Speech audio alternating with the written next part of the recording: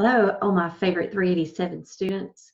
It is time to talk about the final project, the time where you get to take everything you've learned in 386 and 387 and put it into practice, to develop something with your friends so that you can be creative, solve a problem, and come up with an entrepreneurial opportunity, as well as taking it a step further and developing a prototype and testing it. You will notice that I have posted the instructions for your final project on the website, ginasimpson.online. There are some subtle differences if you are taking the class in person or if you are taking the class virtually about how you will turn your project in. So please pay special attention to all of the instructions that are written out and posted for you on the website. The final project is something you should take very seriously. It is worth 30% of your grade. And while you can have a lot of fun doing this project, it's vitally important that you do not forget to incorporate all of the business concepts that you've learned beginning in 386 and going all the way through 387. So here it is. You are going to do what you've been doing for the past two classes. You're going to look at an observation, identify the real problem, who's your target market, and then you're going to create a solution using all of your creative skills to solve that problem. Now, to make this a little easier for you, I've posted an article for you. The link for the article is inside the instructions. It is the problem with plastic toys that no one's talking about. So you're going to read this article. In the article, you will be able to identify several things that are going wrong. You can choose one of those and try to solve it. As you choose one of those, it's important that you point out what your target market is and the true problem that you are trying to solve. Once you do that, then you're going to come up with a solution. Now you have some instructions for your solution. Your solution is to create a toy. You're going to make a new toy, a recyclable, sustainable toy. And it can only be made from the items that you have at home. You are not to go buy anything. So you're going to solve a problem by creating a new toy. This is going to be a lot of fun for you. I've had some great toys through the past, great ones, great ideas, and you students knock it out of the ballpark every time. So I'm excited to see what this semester brings. Remember, as you're doing this, that you're going to have to be completing all of the information that you would within a normal entrepreneurial opportunity. You're going to read the article. You're going to identify the problem, your customer segment. You're going to be creative and come up with some solutions. Once you come up with some solutions, then you are to create a prototype. I've given you some links on some suggestions for tips for prototypes, but your prototype is going to be a recyclable, sustainable toy. You will be graded on how creative you are. How creative are you in coming up with an idea for a toy? Or did you just make something that already exists? How creative were you in using items around your house? Remember that conversation about stretching and chasing? Did you stretch? Were you resourceful? Did you use items in your house for something other than their normal role? Be creative. I will grade really strictly on this. So how creative is your solution? How creative were you on bringing together resources to develop your prototype? You'll also be graded on, is your toy truly an entrepreneurial opportunity? Now remember, there are several components that go into that, which contain, is it feasible? Is it desirable? Is it attractive? Is it viable? Is it timely? Is it durable? So we're combining all the aspects of entrepreneurial opportunities with design think. And then first and foremost, is it valuable? Would people really buy it? So you're going to have to determine all of that and prove it to me. It's going to have to be proven to me. So as you do that, then you're going to develop the prototype and you're going to need to test it. In the process of design think, we see that we get to prototype, test, iterate. Test, iterate. So that means you've got to find some people to test this product on, your toy, and then make changes. you are going to then develop a pitch. You're going to make a Shark Tank worthy pitch that sells your product. So in that pitch, your instructions are on the form that I posted on the website, but it's about a 5-minute pitch. You can decide inside your group who talks, who doesn't. It just all needs to be effective and professional. It needs to be persuasive.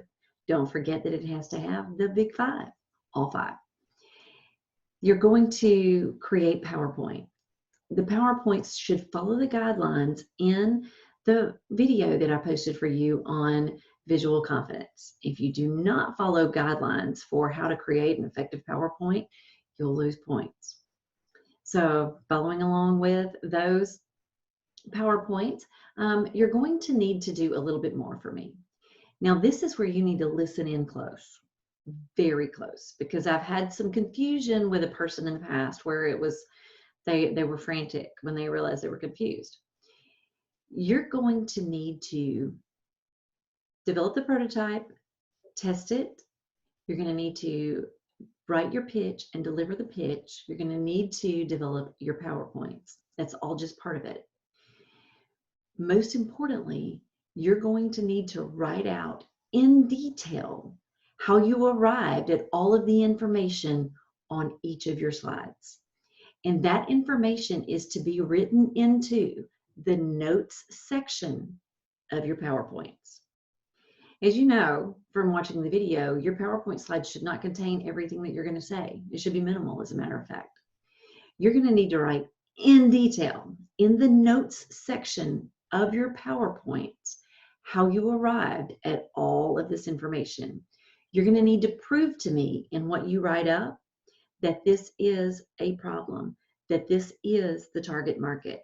You're going to need to tell me how you came up with your value proposition. You're going to have to tell me, why is this an entrepreneurial opportunity?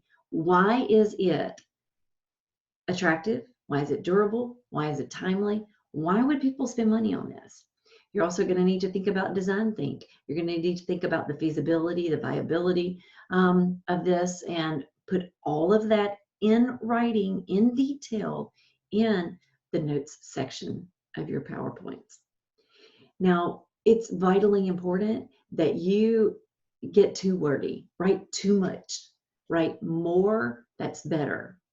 Remember that as I'm reading these, I'm your teacher. I have to grade them. And the only thing I can grade is what's in front of me that is written. So I'll still have your pitches, but in your pitch, that's just going to give me a little bit of the information. You're going to have to give me all of your real information written out in the notes section of your PowerPoint. I will grade the notes section as if that is your final report, because in essence, it is. If you pull any information from other sources, which I suspect that you will, I suspect that you'll go online and do some research about competition so that you can differentiate. You should. I suspect that you'll go online and do some research on your target customers to see what's the best way to get information to them. I suspect you'll do a lot of research if you do this effectively to try to prove your points, because in business, we don't assume anything. If you bring in outside research, it's important that you cite where you pulled it from.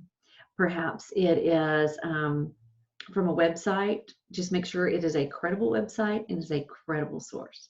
So be careful to pull all of that information in and put it into the notes section. I will grade that strictly.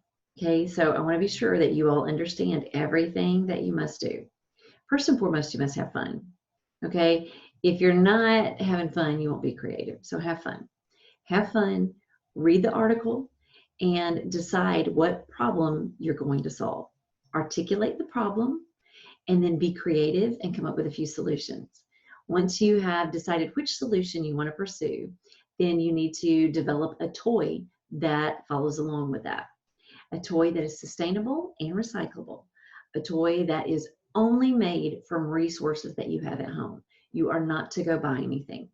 If you need to buy something, perhaps you buy some tape or some staples or some glue.